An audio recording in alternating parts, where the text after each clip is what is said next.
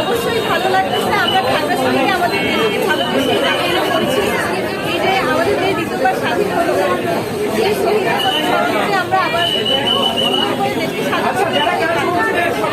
2024 সালের 5ই আগস্ট কোটা আন্দোলনের যে স্বাধীনতা সেটা আমরা লাভ করি, সেই সূত্রানুসারে আমরা আর্ট করতে এসেছি এবং আমাদের যে দাবি দেওয়াগুলো, অর্থাৎ পাহাড়ের কিছু অংশ কিন্তু সমতলের চাইতে পিছিয়ে আছে, আপনারা এখনো দেখে থাকবেন, সেইটার জন্যই আমরা কিছু মনোভাব প্রকাশ করছি এখানে। তবে খাগড়াছড়িতে বিভিন্ন আর্টিস্টরা আসছে, তাদের বিভিন্ন আর্ট করছে, আমরা তাদেরকে সহায়তা করছি। আমরা আমাদের স্বাধীনতাকে খাগড়াছড়ি মুক্তমঞ্চে এখানে আমরা সব ফুটে তুলছি আমাদের সবাইকে। ধন্যবাদ। আমরা যে একটা নতুন দেশ গড়ে তুলছি তার প্রত্যয়ে আমাদের খাগড়াছড়ির ছাত্র সমাজরা আমরা উদ্যোগ নিয়েছি যে আমরা দেশটাকে নতুন করে সাজাবো। তারই ধারাবাহিকতায় আমাদের আজকের এই প্রোগ্রামটা চলতেছে।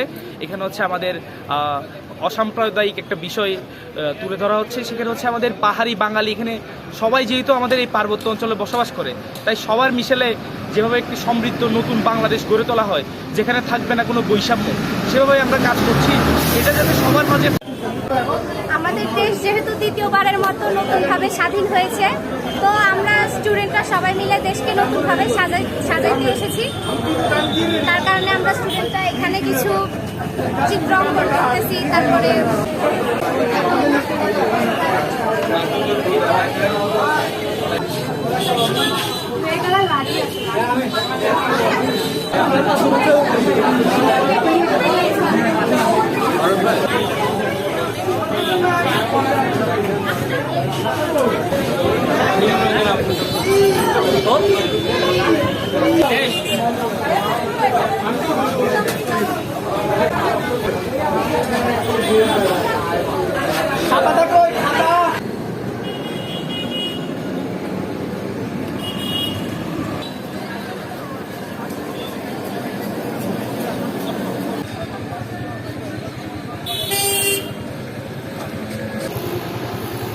এখানে অনেক রকমের বিভাগ